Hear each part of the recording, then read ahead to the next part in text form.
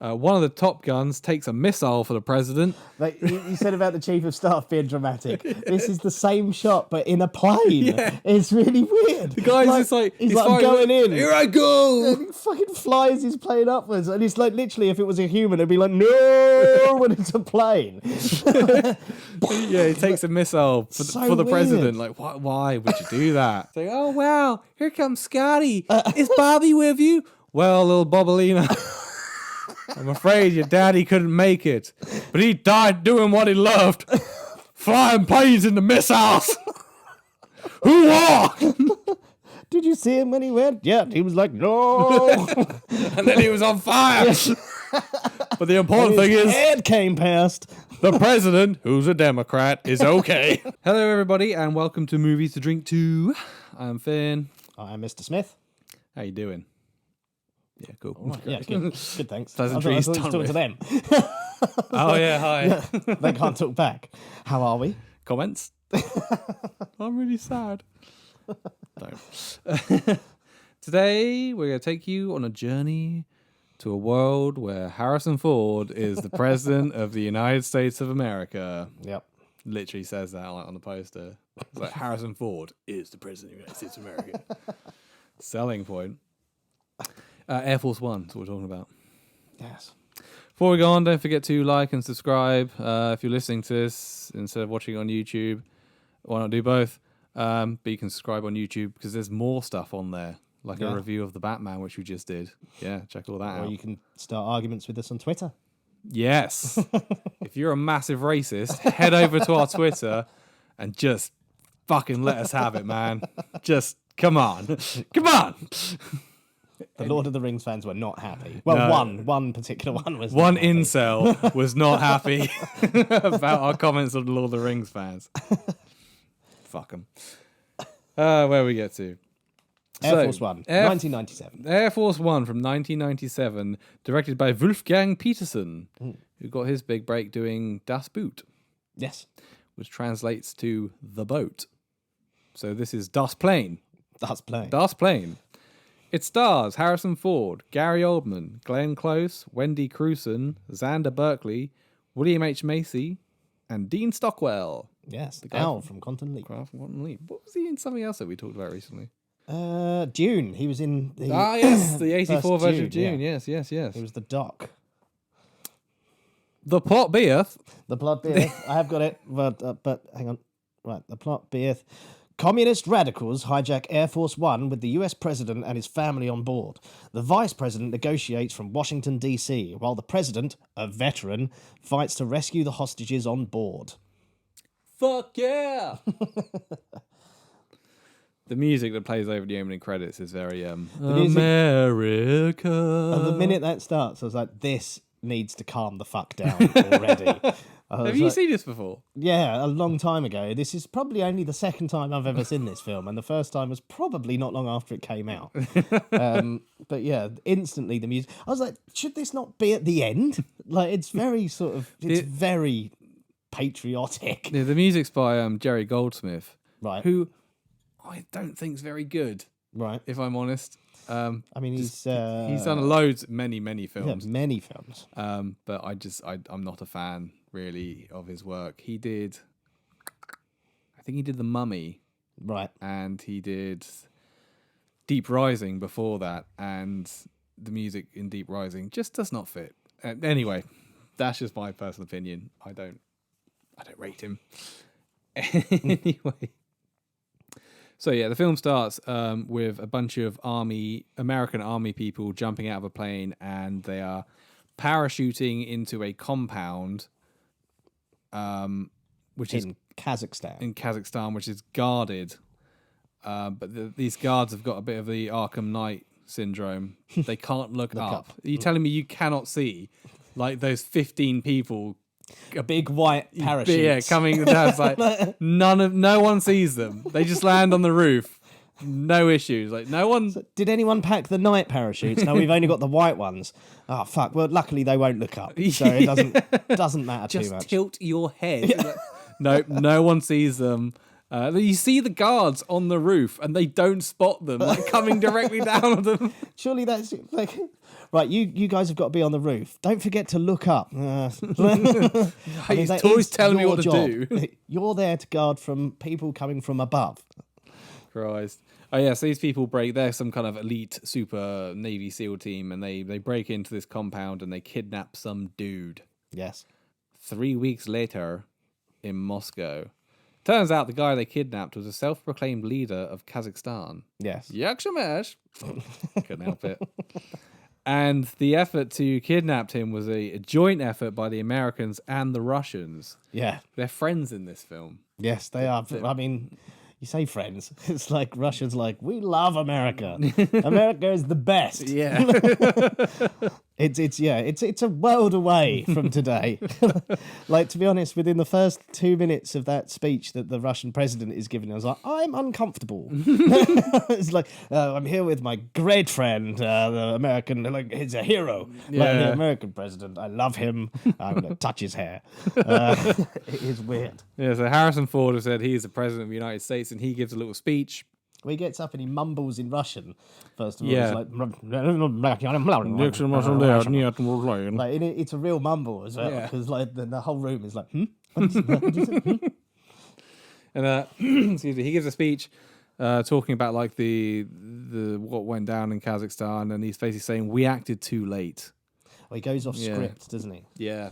Like, and we just watched a war on the news and we acted too late. We should have done something sooner. You're like, ooh, this is a bit. Yeah, this is timely. Yeah. Oh dear. Ooh. Also, he sounds incredibly bored giving this speech. Yeah. Harrison Ford seems bored throughout all of this film, if I'm honest. He's really just like, oh. Anyway. Too old for this shit. Yeah. Cut to Air Force One, and Gary Oldman is checking in. Yeah. Looking guilty as shit already. Absolutely. He just the minute they turn up, like any security, like CIA or whatever worth their salt would have been like, no, I don't think so. And they would have been why is one of your men Spider-Man's shitty landlord from the Sam Raimi films? Isn't it? Yes. I was thinking, who was that? Yeah, he looks shifty. He's posing. Him and his boys are posing as a news crew. Yeah. To get onto Air Force One. Andrew Divoff is one of his team, the Wishmaster. Oh. Yeah. But they get on. They get through security. Not only do they get on, they get a fucking tour of the plane. They get a tour. They're the only people to get a tour of Air Force One is the terrorists. Yeah. The press secretary gives them a tour. The idea is this news crew are going to fly from Moscow on Air Force One with them to the United States. And they're going to get to interview the president for something like 10 minutes and some other people, and they get a tour and all that. This would never happen in real life. It's like this. The one reason is it's really impractical, because when they get to the States, how are the press team going to get back? It's like, can we get a ride back? Like, no. Oh, okay. Seems a bit pointless, really, doesn't it? Got to pay your own way back. Got to fly like coach. So they're on board now. And then the president arrives, he gets on board, and he seems more interested in the ball game. Yeah, he wants to watch the football game. Yep. But he gets on and he's signing stuff or whatever, and he says to the party, turns around to the party, he goes, change of plan, let's go to Barbados. I bet he says that every fucking time. Yeah, they're like, they're like, Mr. President, you're such a card. You jester. They're literally like, whatever you like, Mr. President, you are the president. Oh, I Mr. wish President. Yeah. I wish I was. You are. It's a terrible line of dialogue. It's awful. That back and forth is terrible. So he gets on board, but the people are asking him things and telling him things and getting, because he's the president. Yeah. All he wants to do is watch the football game. And he keeps avoiding. People keep they're about to tell him about it, and he's like, "Whoa!" Yeah. And then this one guy comes out and tells him the score. Yeah. And what you don't see is he has him killed instantly off screen, because he's the president. I don't know if you. Also, when they board, we meet some of the other staffers, and there's obviously Secret Service, and there's this one Secret Service guy who is just so shifty looking. Yeah. Straight away, you're like, he's up to something. Yeah. Just instantly. It's the look on his face, no, it's like Gary Oldman earlier. Yeah. He's definitely up to something, that bloke, isn't he? Then his wife and daughter arrive late. They've been, I don't know where they've been. But... they've been to the ballet. I think he says. He's like, Oh. how's the ballet? Yeah, they get on board, then they go like, oh, go find Dad, and he's passed out, possibly drunk. He's just asleep, and next to him is like a champagne glass. Yeah. And then they wake him up, and then he starts drinking a beer. Yeah. This president's got alcohol dependency issues. Yeah. So yeah. And his daughter starts going on about. She says, "Why didn't you take me to the refugee camps? Yeah. Like, it's not a zoo." Yeah. she's like, "I'm old enough to see these things. It's a refugee camp. Yeah. Nobody wants to go there. What's Adults wrong with don't you? want to go. Yeah. What the hell's wrong with you, child? You're a small, tiny female Hitler. Like, fucking calm down."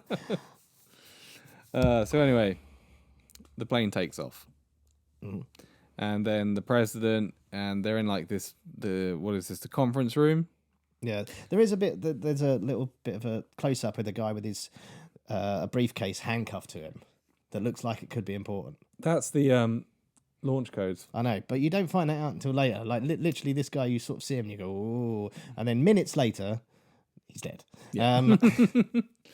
Yeah, they're they're having a meeting in the conference room talking about Saddam Hussein back when he was still alive.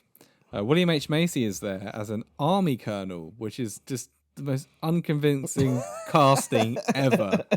You expect me to believe William H. Macy is a colonel in the army? Come on. Yeah, I love William H. Macy, but this is, I mean, he clearly did this for a paycheck. I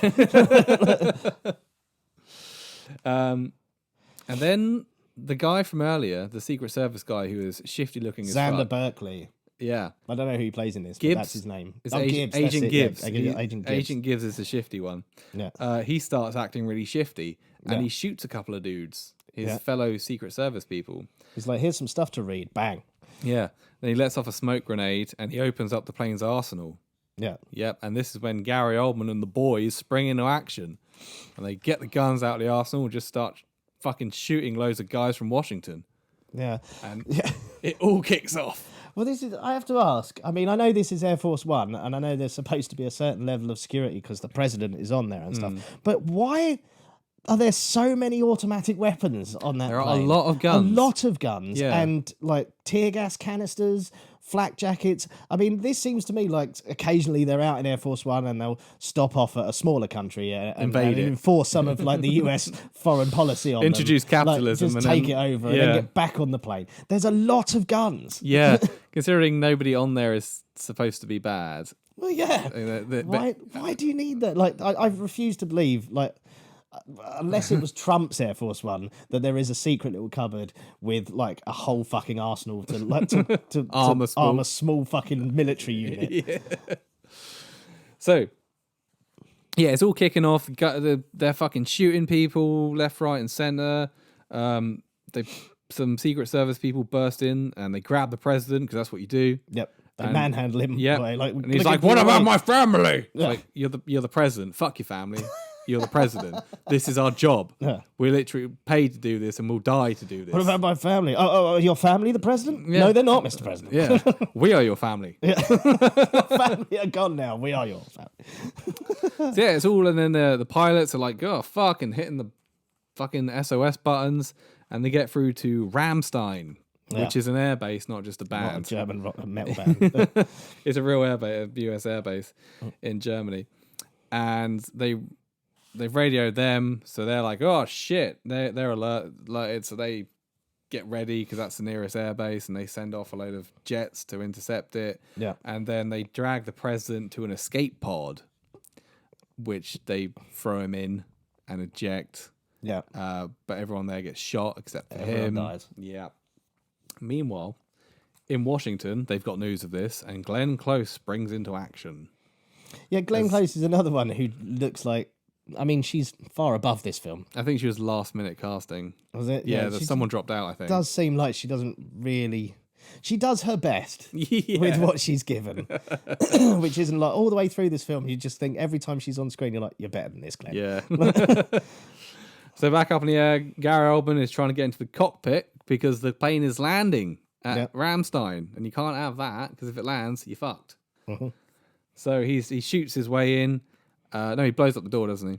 Yes. Yeah, and then he shoots the pilot because that's a sensible thing to do. Yeah. Kills the pilots, But it's okay because Spider-Man's landlord can fly a plane, apparently. Yeah, so before he was Spider-Man's landlord, he learnt how to fly all sorts of aircraft. Yeah, so the plane does pretty much land, but they've killed the pilot, so Spider-Man's landlord gets it back in the air and it swerves around the fucking airbase loads. It's like... Planes that size can't do that, can they? It's like They squealing can like a in car. GTA 5. Yeah, not in real life. And like I said, Spider-Man's landlord gets it back up in the air and they take off again, leaving all the Americans at the airbase to just pull derp faces at the camera. Yeah. Like, just staring at it. Like a whole crowd of people. They've all gathered there on the runway, just go, ooh, as it's taken off. Yeah, it turns out they're going to take the plane home to Kazakhstan. Yeah. Gary Oldman's pissed off though because the president got out in the pod. Yeah, the president legged it. Yeah. Like a pussy. So he's going to use the wife and daughter as leverage now to get what he wants. Back at Ramstein though, they locate the pod and Harrison Ford, the president, isn't in it. No, somehow. But luckily, he has chosen this exact moment to climb out from his hiding space. He's literally been hiding somewhere going, they'll probably be finding the pod now. And out I go. Dramatic effect. He definitely got in that thing. Well, actually, when you watch it... Apparently... Well, actually, sorry. To be that guy. Like, when you watch it, like, just before they put him in it, and they go to slam the door, and the door doesn't close, it kind of bounces open again. Right. Because I was like, oh, is that a fuck-up? Because then the next time you see it, the door is shut. But, I mean, it's obviously where they think they've locked him in, and they haven't, and he's just I thought there was... again. When the guy with the briefcase gets shot, you can see him climbing out right, in the background. Apparently, I read it. I didn't go back and rewatch it. Yeah. But I didn't see that. All I noticed was the door not close. It sort of bounces open again, and I thought it was just shoddy set building. But then I was like, oh, now that makes sense.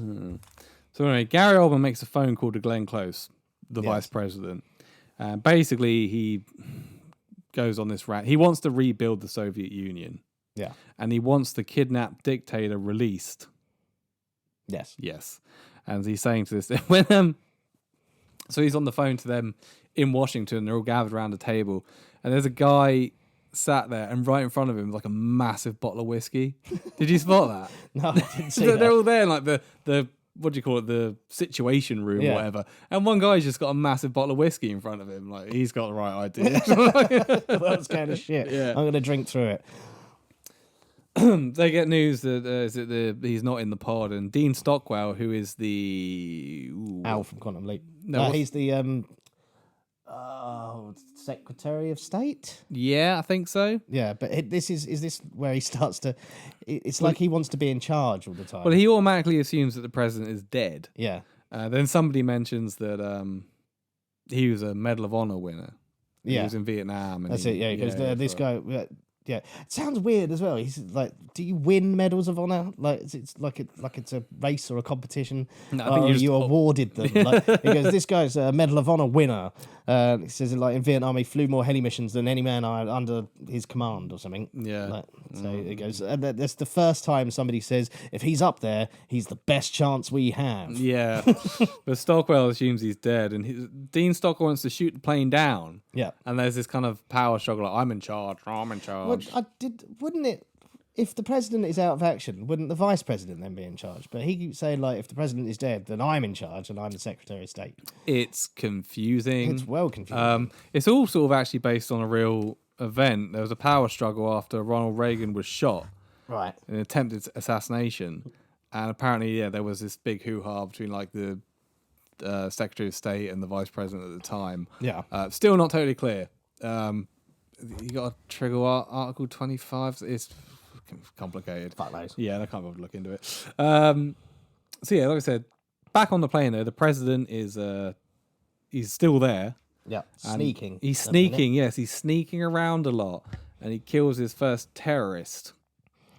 Yeah, he lures him into the room by turning the football up. Yeah. It's the longest game. Actually, American football is fucking days long anyway. Yeah. So, this game's been going on this entire time, and he turns it up, and the guy looks in and goes, that's strange. And then the president surprise attacks him, and they fight noisily as fuck. Yeah. I mean, I know it's a big plane, but I mean, they're smashing shit.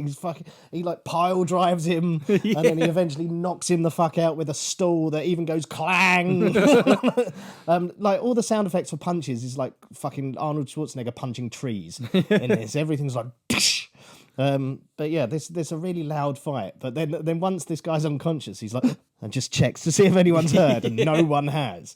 Also, when he's sneaking around, when he goes into his office before he turns the TV up on the football game, he does like pause and look at the TV, and he kind of got this look in his eye like, I might just watch the game. Yeah. I might just sit and watch the game. But I don't really want to deal with any of this. Is it nearly finished? I could just watch it. Oh no, it's American football. There's still fucking 3 days left. Yeah. So he kills his first terrorist, and now he has a machine gun. Ho, ho, ho, now I have a machine gun, yeah. And he sneaks back downstairs. Because it's back to his little hidey spot. Down into the luggage. Yeah, a lot of this film does take place in the baggage compartment. Yeah, it does. It's a very big baggage compartment, though. So it's then revealed the Russians, they won't release the dictator. No. The vice president makes a phone call to the Russian president. Yeah. Can you release him? He's like, I can't help you. No, him and Al from Quantum Leap are like, we should definitely shoot the plane down. Yeah. Like, kill everybody on there. I mean, there's only they keep saying there's like 50 people on there. Yeah. Like, there's like 50 compared to like the world. Yeah. It doesn't mean the end of the world. Isn't this guy they're on about like he's got nuclear weapons or something, or like, and if they had to stop him now because he could have triggered like a World War III sort of scenario.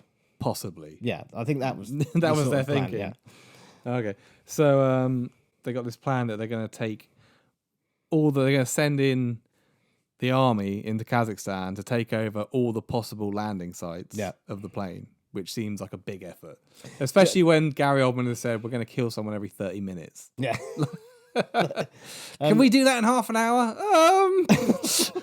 Isn't even Glenn Close is like, I mean, seems like a lot, and it could be messy.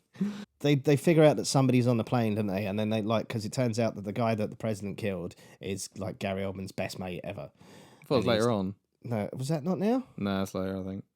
I thought that was before they murder the hostage. Yeah, because he's like, he tells them that fucking if they don't find who did it, then he's going to kill them as well. Yeah, maybe. Which seems unpractical. I mean, he has like lots of hostages and only a few men. Yeah. And if he starts killing his own men, yeah, you can't get more. Yeah, send in more. Go into the hostages. Does anyone want to be on my side now? Because I've had to kill a few. But yeah, then they decide they're going to murder a hostage. Yeah, because time's up. Half an hour's gone. They said, so who's it going to be? It's the National Security Advisor. Well, he picks himself. In a way, yeah. He kind of steps forward and he's like, listen, I mean, I'm the guy that gets things. Yeah. You know, like you're talking to the vice president. She can't do shit. Yeah. If anybody wants football tickets, they come to me. Yeah. I'm the guy. Bang. Like, yeah, straight in the head. And I was like, thank fuck for that. He would have been the first one I picked as well, to be honest. Yeah. Never put your head above the water. Meanwhile, the president is downstairs shifting through people's luggage. Yeah, it's like now's the time to get some nice shiny new things. Yeah. And he finds a phone, which he has to read the instruction manual to figure out how to. It's a phone. His face though. What is this? What's the instruction manual? Oh. It's like his face as he like opens it up. He's like.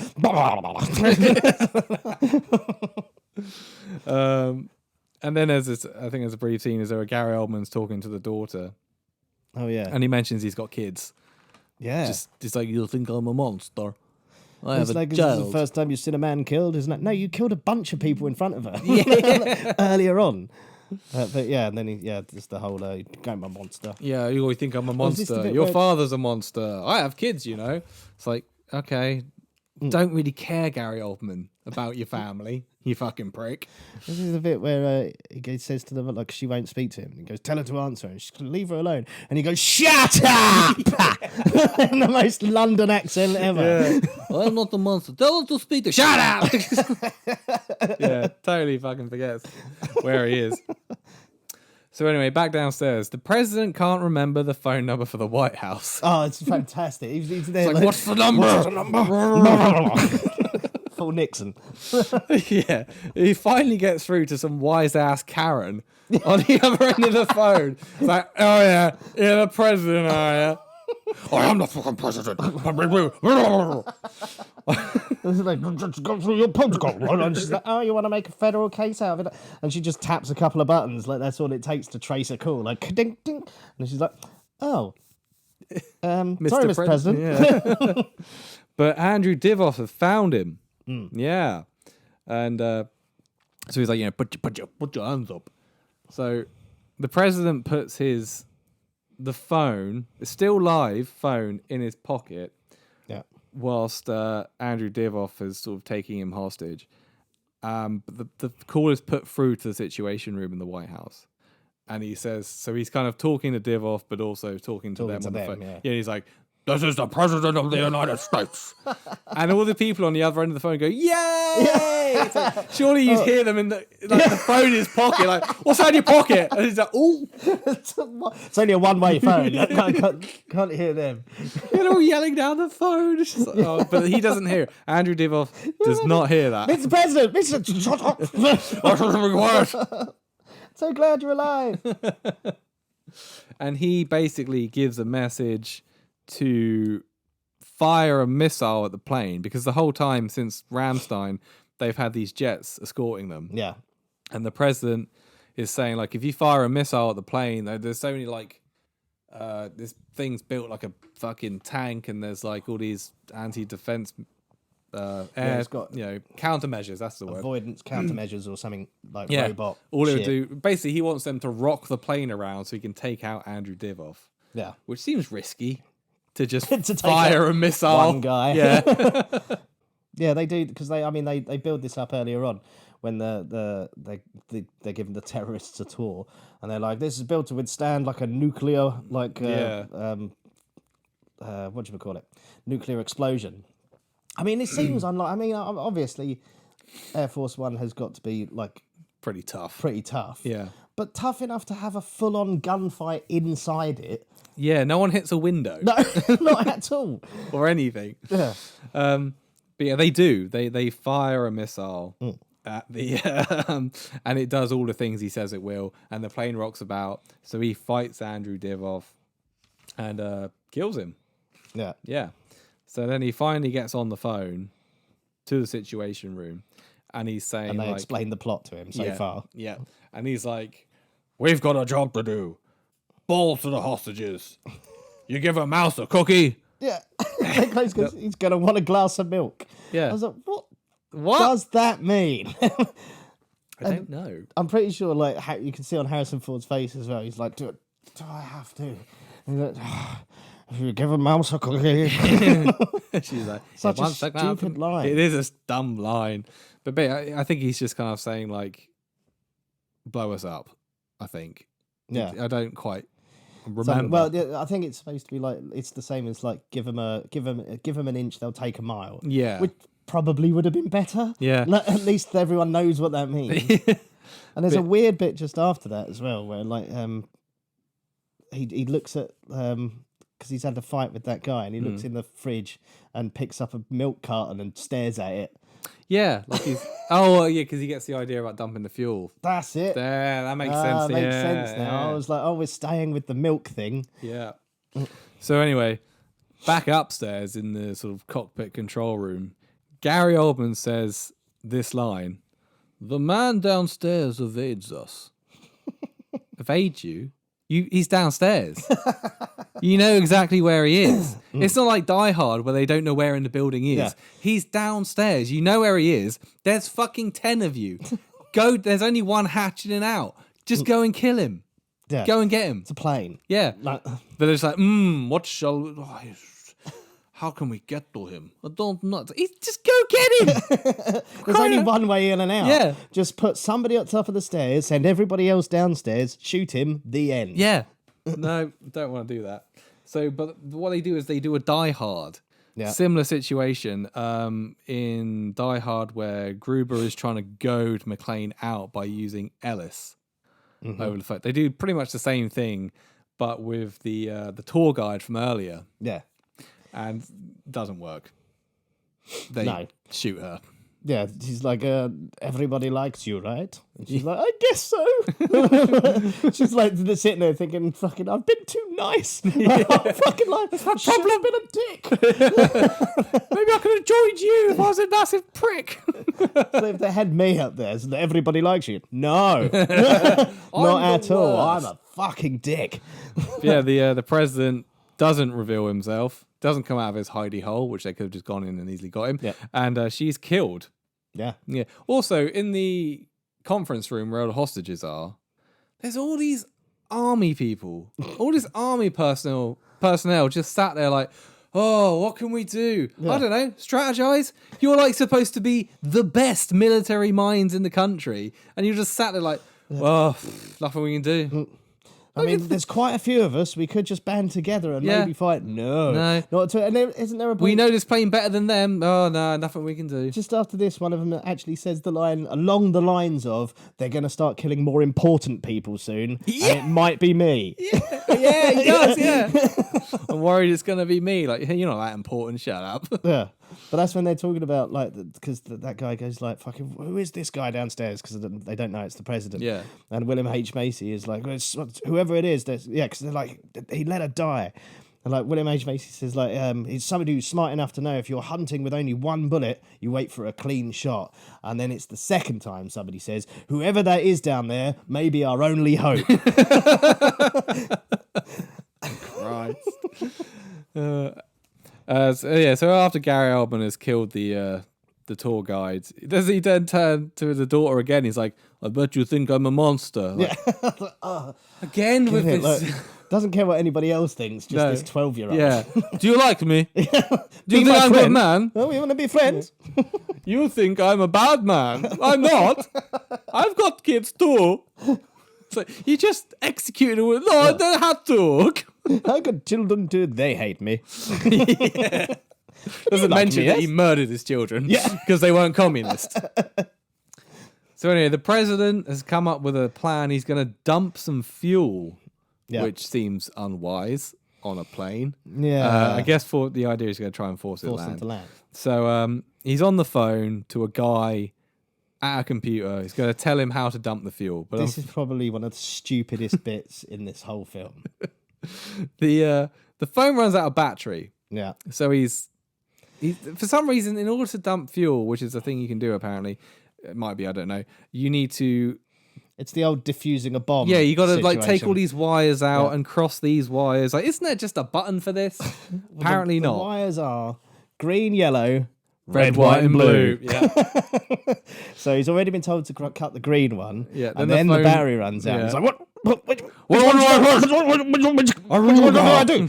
And then he looks at it and he goes, counting on you, red, white, and blue, and then cuts the yellow one, and then twists them together, and that works. Yeah, it's like that. See, you don't need like aeronautical engineering at all. What you need is fucking sheer patriotism, and that'll get you through. It is fucking. It's like it's any classic kind of bomb diffusing scene, but with less risk. Like, the tension is not there, really. Yeah, it's just the dumbest fucking... I mean, this whole fucking film is that, but this is just... Yeah, that is the dumbest point, I think, in this whole film. So then, Spider-Man's landlord, who's flying the plane, he notices that they're losing fuel. So Gary Oldman's like, go downstairs and take one guy with you. Yeah. Now, at this point, isn't Spider-Man's shitty landlord the only one who can fly the plane? Yeah. And they're like, why don't you stop flying the plane and go downstairs, potentially put yourself at risk? Yeah. There's a man down there killing our men. Let's take the one person that can fly and send him down there. Or we'll give you one other person. Why don't you all go and kill him? This could have been over. Why doesn't fucking ages ago? Everyone go, kill him, and then I'll go down and sort out what I have to sort out. I'll fly the plane while you all go and get him. Yeah. Never mind. So he's gone down there. And Gary Oldman gets on the blower and he wants to refuel mid-air. Yes. Which is actually a thing you can do. Yeah.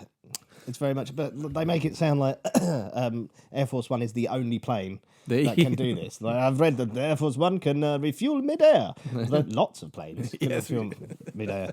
But okay. So they go down. They stop the fuel leak, basically, don't they? The dumping of the fuel. Yeah, they stop. Yeah, and then But the president has gotten back up top by duping one of the terrorists, who he is now technically, the president is kind of holding him at gunpoint. Yeah, he's taken one of the terrorists hostage. Yeah, but he's let him keep his gun. Yeah. So they go, but the pilot and the other guy, they get back up and they see this bloke and like, everything okay? He's like, yeah. But they can't see the president is pointing a gun at him, but he's got a gun. Yeah. And the president's let him keep his gun. Yeah. So, but whatever. It is weird. And then, but when they do get into the room, though, they do take the gun off him and they give it to the shifty guy. Briggs. Gibbs. They give it to Gibbs, and it's like, oh, mistake, because we know he's on the other side. Yeah. But he is biding his time. He's playing the long game. He really is.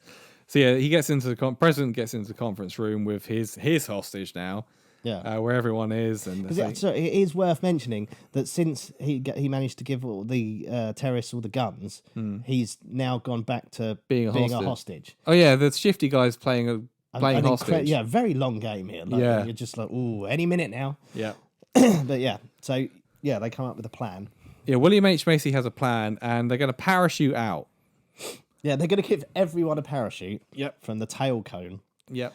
But they need to drop to 15,000 feet and 200 knots. Yeah. So but first they have to send a fax. That's fucking... I love that as well. Like, but they're like, oh, well, we can't ring them because like all the phones are disabled and your ones run out of battery. But the fax but they is should on a be able to use different the line. fax machines because they're on a different line. Yeah. I mean, so they're going to fax the White House to tell the refueling plane to tell Air Force One to drop to 15,000 feet and a certain speed so it's safe for them to parachute out the back. Yeah. Right. Okay. That's what's happening. How do they get to the back? Well, they've got the one guy guarding it as a hostage, so it doesn't fucking matter. Yeah. I swear there were more of these terrorists earlier. Gary probably killed some of them. Yeah, probably. So they send a fax, which no one reads at first. No, yeah, you never actually see anyone read that fax. Actually, the biggest point of tension in this whole film is where Harrison Ford and that woman go to send it. They write out the fax and they put it in, and then they press the button, and nothing happens. And then it goes through. Yeah. And oh, thank God. But then it gets to the situation room and it just comes out of a fax machine that's in the back that no one's paying attention to. It's a fax machine. Yeah, they're all squabbling around and talking, but you never see anyone pick up that fax and read it. No, not at one point. Even when we get to the point where it's definitely been acknowledged, you still never see anybody pick that fucking piece of paper up. So yeah, this fax gets sent to the White House where Glenn Close is freaking out because CNN are running a story. They think the plane has crashed. Yeah. Why she's freaking out, I don't know. It's like, well, it hasn't. Yeah. Why don't you just tell them no, it's not? Yeah, they handle it all really badly. They really do. She makes it. Just tell them no. Just tell them she makes it really way worse by calling a press conference and telling them the plane has not crashed. It's been hijacked. Yeah. Oh, what? Why? Literally could have just kept it quiet and just been like, nothing's happening. Everything is good. But no, But there's also no plane crash, but there are men with guns that have our president. And also the terrorists on the plane are watching the press conference, who at this point still think the president is alive. And they're like, how come the vice president's giving a press... Where's the president? Is he... Could he be the man downstairs? But no, they think, is he dead? Yeah. Oh, that was it, yeah. Yeah, because they're like, why aren't we seeing the president? So she's tipped them off that something's not quite right as well. Fucking idiot. Terribly handled. Yeah, and Al from Quantum Leap is now calling other people in to be like, you'd like it if I was in charge, wouldn't you? Yeah, he's such a piece of shit. Why don't you go and talk to some other people and see if they'd like it if I was in charge? See how many signatures we can get. Yeah, it's like, this is not the time. Apparently it is the perfect time. So the refueling plane arrives and this is where we know that the fax has been seen because they're trying to get the plane to drop down. Because the plane drops down and slows to 200 knots. In the parachute bay, it's very handy that there is an altitude monitor Yeah. fixed to the wall right by the door. That's where you keep one. Yeah, not in the cockpit. I was like, why is it there? And William H. Macy teaches everyone how to use a parachute in 3 seconds. Yeah. He's like, basically, you pull this. If that doesn't work, you pull that. Everyone got it? And they're like, yeah.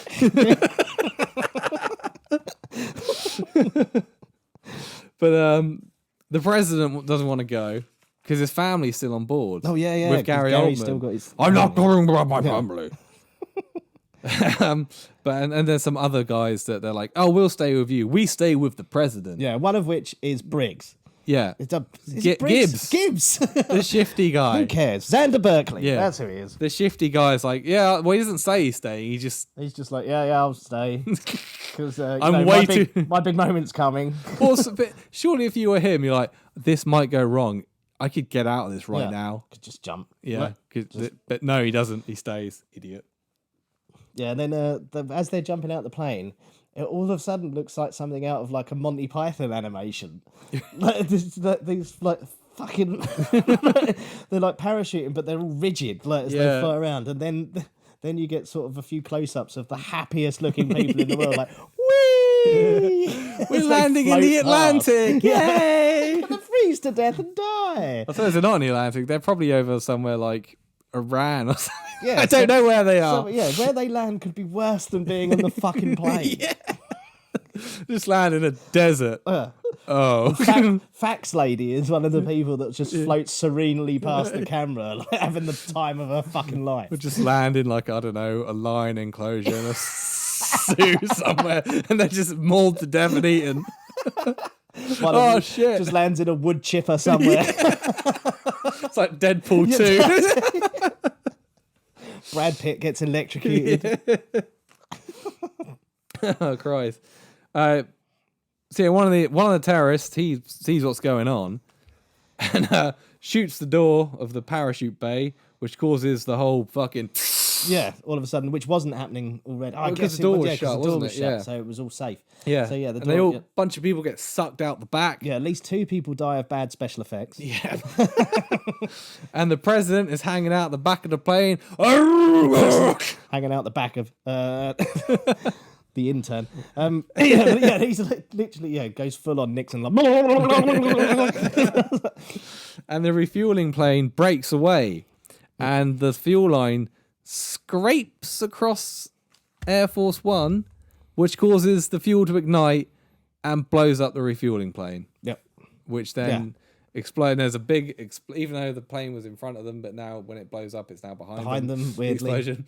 I guess it stopped technically when it blew up. I guess so. There's no momentum, and so Harrison Ford is there, dangling out the back of an aeroplane with a big explosion going behind him.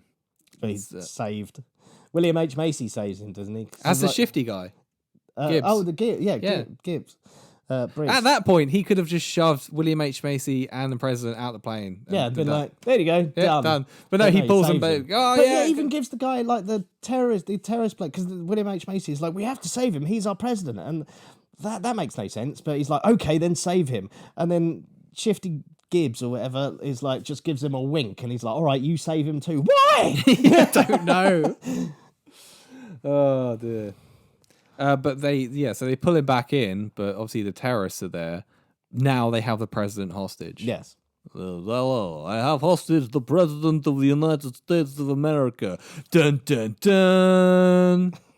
Oh no. So Gary Oldman and Harrison Ford, the president, they finally meet.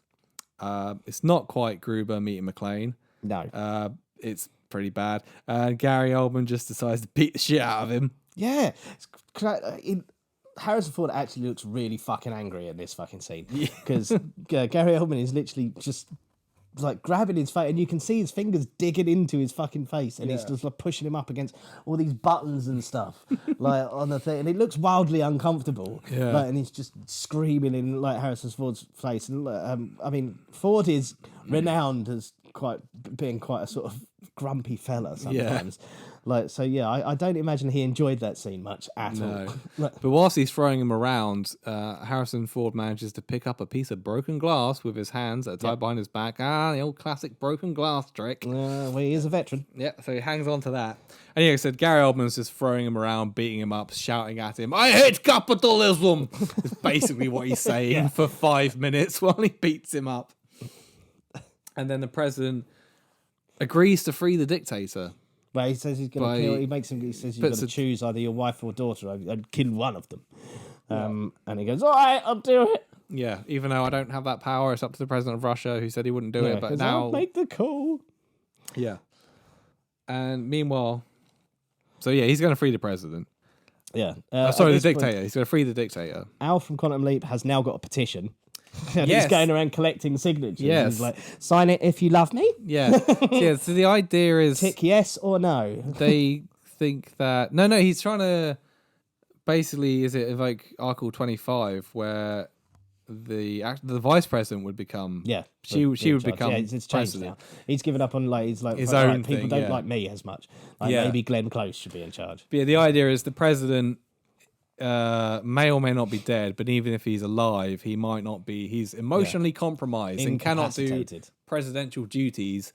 So they're going to invoke this Article 25, and all they need is Glenn Close to sign it, and then she can make all the decisions. Shoot the plane down. Yeah, finally. Basically. But she doesn't do it. No. But honestly, she nearly does. Yeah. And then she realizes that she can't spell a name or something. Yeah. She's like, "Oh no. No, I can't. I'm too loyal to him. I would sign it in a heartbeat." I'm like, yeah, right. No worries. Shoot it down. Done. Yeah, That's it. I mean, there's only 5 people left on this planet. Yeah, exactly. I mean, like 5 compared to the world. Yeah, I'll sign that. Yeah, blow it up. Fuck it. So, anyway, the dictator is freed. Now, when they let him out of his cell, is he having a shit? I don't know. It looks like he's sat on the toilet from where, because you only see the top half of him, and there's definitely a toilet behind him. I don't know. And he kind of just stands up and I was going to say he's freed from Dracula's castle. No, yeah, it is a horrendous, the worst prison. Yeah, it's like Shawshank. It's just worse than that. It's like, oh Jesus, this is what a gulag looks like. No thanks. I think that was in real life. But that's like it was actual prison in Ohio somewhere they used. It looks quite similar to the one they used in The Walking Dead for that season. Maybe it is. Similar. Maybe. Back on the plane, the president is freeing himself with the broken glass. Yeah. And he does. And then they're like, said you were gonna let us go if you made the call, and he's like, "Well, you have to forgive me, I lied." Forgive me, I lied. Yeah. So now I assume they're just going to use the president to get stuff that they want now. Now that they've figured out that he'll negotiate, so they're going to get top of the range fax machines. Yeah, they're going to take him to Kazakhstan, get a load of goats, to get whatever they want. But he frees himself with the broken glass from earlier, and he starts taking on armed men. Yeah, and it all kicks off. He kills the pilot, Spider-Man's landlord. Yeah. And then a staffer takes a bullet for the president. The chief of staff. In the most dramatic way possible. No! It's not in slow motion, but he thinks it is. He's like, no! And everyone else is like, what are you doing? It's fucking ridiculous. Also, who cares? Even Dean Stockwell mentions in the previous scene that the office of president is more than just a guy. Man. Yeah, it's more than just a bloke. We can just get another one. Yeah. Which will be you. You're sat here ready to go. Yeah. It doesn't matter. We've got reality TV stars waiting to be president. It doesn't matter if he dies. We'll just get another one really quickly. But these people still taking bullets for him. And then Harrison Ford shoots Gary Oldman. And he falls down the stairs, dragging the first lady with him. Yep. And then he runs off downstairs with the first lady, and he's been shot. Back down to baggage. Yeah, back we go. Meanwhile, back at Castle Dracula, a helicopter has arrived to pick up the dictator. Yeah. And they've got his little uniform, which, even though he was arrested in his nightgown, but whatever. Yeah. They brought it just in case this would happen. Gary Oldman, back on the plane, heads downstairs to the parachute bay with the first lady. All the parachutes he starts throwing all the parachutes out, apart from the one he's wearing. Yeah. And So yeah, he's got a parachute on. Yeah. He's gonna go. Yeah. Right? Everyone's dead. He's the only one left. Yeah. He's gonna go. And he's got the first lady. The president's coming to stop him, and he's like, no, I've got a gun here. No, gonna shoot her. Yeah. Let me go. Right, yeah, I'm off. And then the first lady knocks the gun out of his hand, and the president jumps him, and they wrestle, and they fight. Why? Why don't you just let him go? It will all be over. Yeah. Like that, you can't have hostages. He wants him to be held accountable. Yeah, but you can't have hostages if there's no hostage taker. Yeah. He's the last one. Once he's off the plane, it's all over. But no, I'm going to risk my life and my wife's by wrestling this man out the back of a fucking plane. No, if he lets him go, he lives to fight another day to unite Russia or whatever. That's not going to happen. No, probably not. No. They're just like, it literally is, if he jumped out the plane, he'd go upstairs, get back on the phone. Yeah, tell him to stick him back in jail because that guy's gone now. And that would be it. But no, he's got to fight him. And then he wraps a piece of like seatbelt or something? around his neck. And there comes a line, "Get off my plane!" And he pulls the parachute, and Gary Oldman's neck is snapped. Yeah. And his dead body just parachutes out the back. I know, and then in stark contrast to Fax Lady having the time of her life floating past the camera, we get dead Gary Oldman floating past the camera as he goes down. Back on the plane. They have no pilot now. No. No. Well, the president, Yeah, they got no pilot. Harrison Ford quickly gets on the phone, and he's like, the terrorists are gone. I killed them. Could have let them go, but they're definitely gone now. Anyway, kill the dictator. And as the dictator's about to get on the helicopter, they just open fire and murder him. Yeah. He's like, put him back in jail. He's like, well, and he starts legging it. So and they're like, just shoot him. Yeah. And so he's killed dead. And there's much rejoicing in the Situation Room. Yeah. Everyone's like, yay, he's dead in Russia. Yay, he's dead. And then they do this horrible, weird, spinny roundy shot that's really nauseating. What is that about? Just out of nowhere. It doesn't fit in with any of the rest of the film. It's like a drunk child spinning around. like why? Awful. So now the president and William H. Macy have to fly the plane. Yeah. Shifty guy is still there, by the way. Still there. It still hasn't made his move. He's played the longest game. The longest game. But there's MiGs that are coming after them because they're in Ukraine. They've been launched from the Ukrainian air bases. So they notice this and they call in the Top Guns. Yeah, Tom Cruise. The Top Guns. They're sent in to engage with the MiGs. Yep. And it all kicks off and there's like a little, battle. The plane gets shot and the engine's on fire. One of the Top Guns takes a missile for the president. Like you said about the chief of staff being dramatic. This is the same shot, but in a plane. Yeah. It's really weird. The guy's just like, he's like, I'm going in. Here I go. And he fucking flies his plane upwards. And it's like, literally, if it was a human, it'd be like, no, when it's a plane. He takes a missile for the president. Like, why would you do that? I mean, that bloke definitely has like a wife and kids at home. Yeah. But he's like, no, blows himself up. For the president. Didn't even vote for him. Jesus Christ. Basically after the firefight, the dogfight, Air Force One can't land. No, the tail is fucked. It's fucked. The engine's fucked. Fuel's running out. Tail's fucked. And despite them saying earlier on that it could withstand a nuclear blast, I mean, it's taken a lot of bullets. Yeah, and it's it's fucked. Yeah. At this point, though, when they realise it's fucked, and Harrison Ford is there in the cockpit with William H. Macy, and they're like, "Oh, it's fucked." And his daughter comes over. She's like, "Daddy, it'll be okay." What? Nope. And it's like, we're definitely dying. Yeah, it's like, what are you? Like, all right. I mean, it won't. Go sit back down. What a weird thing for a 12-year-old to say. Daddy, it'll be okay. Shut up. Go look at your refugee pictures, you fucking weirdo. So they've come up with this plan. A mid-air rescue. Yeah. Right. The idea is a plane's going to come along and they're going to zip line from Air Force One to the other plane. After he's like had that pilot is like, just want to tell you, sir, You did great. Oh, yeah.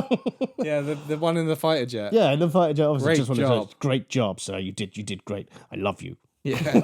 It's so weird. My best friend's dead. Yeah, I took a missile for you. But you did great. And he gives him a little salute out the window. Yeah. It's like lots of people have died for you. I also didn't vote for you. But Yeah. We could have shot you down like hours ago and all of this would have been over. And only a handful of people would have died. Yeah. But, you know. But now Bobby's dead. Yeah. And how am I going to explain that to Bobby Jr. and Bobby... Bob Job. Bob Job. Little Miss Bobby. Little Miss Bobby. Mrs. Bobby and Bobby Jr. They're all at home right now having a barbecue. With his wife, Bobalina. Yeah. I gotta go home. It's like, oh, wow, here comes Scotty. Is Bobby with you? Well, little Bobalina, I'm afraid your daddy couldn't make it, but he died doing what he loved, flying planes into missiles. Who won? Did you see him when he went? Yeah, he was like, no. And then he was on fire. But the important thing is, head came past. the president, who's a Democrat, is okay. Anyway. So yeah, they're going to try this mid-air bollocks where they're basically going to zip line out of Air Force One to another plane. Yep. The vice president has gathered all of the press around to listen in on this, by the way. What the fuck? Why would they do that? Don't know. Like, at all. I mean, when anything happens, it's like, get the press to fuck off. Yeah. Like, and we'll sort it out. And we'll tell them what they need to know. But no, they're like, come in, gather round. He might die. Yeah, you watch it live as it unfolds. Some of you sit cross-legged at the front. There's plenty of room. Come along. It's so weird. So yeah, the plane is running out of fuel, the engines are fucked, and obviously the plane they're ziplining to has to stay lower than them because of gravity. So they're running out of fucking space, basically. Yeah, because it's running out of fuel and everything else. It's just heading to the ground. So they zip line a couple of people out. The president, they get there and they're like, Mr. President, you're first. No, get everybody else off first. It's like, no, in reality, I don't think you have a choice. Yeah. You definitely go first. They will force you. You're the president. But now he's just like, no, here's my pointy finger because I'm Harrison Ford. I'm not going first. Take my family. So yeah, a few people get off. And all that's left on the plane is the president, William H. Macy, and Shifty Guy. Yep. Shifty Guy finally makes his move. Makes his move after the whole film has happened. All of his fucking fellow, comrades, they're all dead. Yeah. He's got no hope, but he could literally just get off the fucking plane. Well, he actually can't. But at this point, I'm like, thank God. I really want to know what this guy's motivation is. Why he's because he's obviously been entrenched in this job for a long fucking time. He's trusted. Yeah. And I'm like, finally, we find out why he's doing this. So yeah, and he kills William H. Macy. Yeah. And then the president is like, I trusted you with my life. And he goes, so will the next president. Yeah. And I'm like, okay, that's good. Okay, where are we going with this? And then he gets punched. Yep. And then basically the president gets out and leaves him on the plane. And then you have that really comical fucking... You see him in the doorway. Yeah, crying. He's like, no! And then the plane fucking hits the water and he pings out.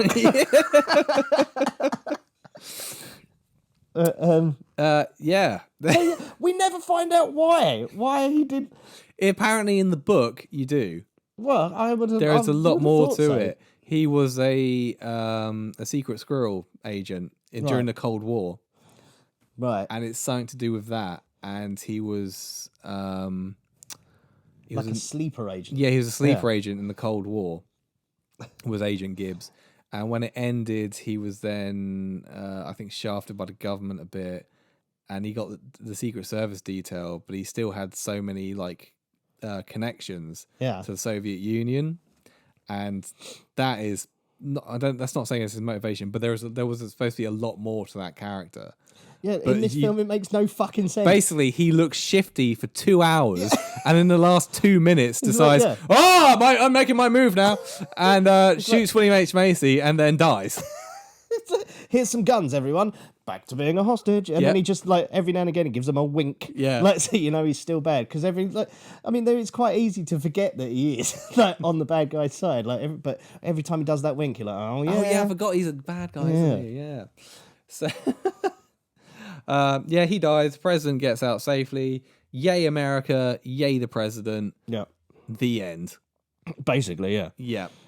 Like, there's that horrible fucking line at the end, because the call sign of the plane that's rescuing them is Liberty 24. Yeah. And they're like, just tell us, have you got the president? Everyone's on tenterhooks. Yeah. Like, have you got the president? And the pilot goes, Liberty 24 is changing its call sign. They're like, fucking what? And he's like, Liberty 24 is now Air Force One. Like, but have you got the president?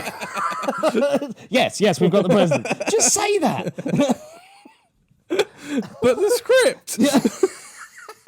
But I was being cute. Yeah. You were being a dick. But I was being all yay America. That's not very dramatic. It's not the time. Oh, The world is watching. listening in. We've gathered everyone to listen. Just in case the president dies. Is he dead? What? Oh, no. He's fine. He's here. Do you want to speak to him? Liberty 24 is changing its call sign to the president is dead. Sorry. Yeah, it's just fucking stupid. So what did you think? This has got to be one of the dumbest films ever made. It's 2 hours long, and yet still feels quite rushed. Like, there's just so much missing. Like, Xander Berkeley's whole character fucking development is just MIA. Yeah, like it's just not there. And that pissed me off all through the film. Like, every time I saw him, I was like, why? What are you thinking? What's your deal? And then when he just fucking, it's such a throwaway sort of death. He's the last one to die, which should have some sort of impact, but you're just like, why? He didn't do anything for 2 hours. Not at all. Yeah, it's so fucking dumb. It's so fucking yay America. Yeah, it's really like generic, and it is just Die Hard on a plane. Oh, absolutely. But like I said, it's the whole thing of like, oh, where could he? He's downstairs.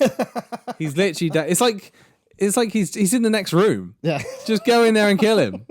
Just go and get him. Oh, what are we gonna do? He's evading us. He's such a brilliant like military mind. He's a medal of. He's just there. Even when they cut, he's got nowhere to go either. He could Die Hard. He can get out and leave the building if he wants. He's going nowhere. Go and fucking get him. Climbing around in the ducts, like in the air ducts and stuff. Like, he's just, every time they cut, he's like, yeah, this man is evading us, and they cut to him just stood in the corridor. He's not even hiding. He's such a sleuth. He's there like, how do you work this phone? Yeah, just sat cross-legged in the middle of the corridor, just reading the instructions. Oh, fucking hell. Oh Christ! It was Gary Oldman's quite entertaining. Yeah. Harrison Ford is not. Harrison Ford's terrible in this. Looks like he hates it. Like, he hates every second of it, and should actually hate it. Yeah. Some fun bits of trivia for you.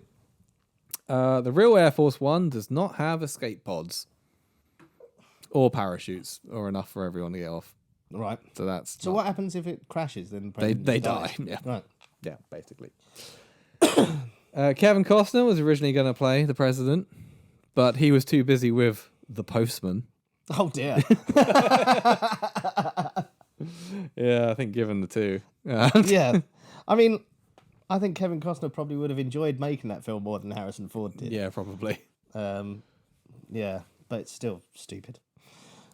The original score, which was rejected, was composed by, ready? Go on. Randy Newman. What, of Toy Story? Yeah. Gonna get on the plane. Get the president on the plane. You got a friend in me. Here comes the missile. Gonna fly into the missile. Boom, boom. Yeah, America did. Yeah, they rejected his score, unsurprisingly. But apparently he reused some of his rejected score for Toy Story 3. No, Toy Story 2, sorry. I don't know which bits, but... I'm going to have to watch Toy Story 2 all over again and I've just figured that out. I want to hear that whole soundtrack now just for that film. I want them to replace it. Like, it should be an extra on like the Blu-ray or something. The Randy Newman cut. I think they should. I think Randy Newman should have had a role. I think he should have played the William H. Macy's role. I actually like this film is just ripe for like a parody. Why didn't they do a parody of this with like Leslie Nielsen back in the day? I don't know. It would have been fucking hilarious. That would have been amazing. But I think this should be remade as a parody, but with like Danny McBride as the president, and it's just like full on comedy. It'd be fucking brilliant. Bill Clinton was a big fan of this film. Who was the president at the time when this came out? As was Bill Clinton. Probably fucking watched this film all the time, thinking that's what I do. Yeah, hot dog. Yeah. As is Donald Trump. Oh, well, of course he is. The line, like fucking, he'd definitely have all those guns on the plane. There's a line Donald Trump said in an interview where he was talking about it. It was like, Harrison Ford on the plane, he stood up for America. And someone relayed this to Harrison Ford and in an interview, and Harrison Ford looked straight down the camera and said, Donald, it's a movie. It's not real. Comments. I remembered this time. I only got a couple.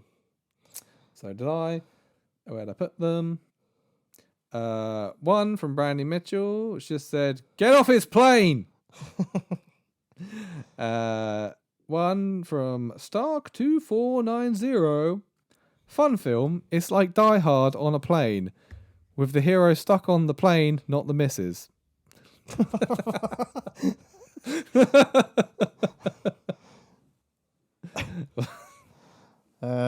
Toby Lamb said, loved it first time I saw it. Then I watched it again recently. Yeah, as a kid, I quite enjoyed this. Yeah, when I first saw this, probably when it first came out, I thought this film was great. Yeah, not so much now. Luke Gray said, I like when Gary Oldman shouts, shut up, really loudly and very un-Russian. Lol. I mean, he just sounds like, I think he's doing the same voice as he did in Dracula for this. Vampire. Well, thanks for those. That was Air Force One. It was. It was indeed. What a ride.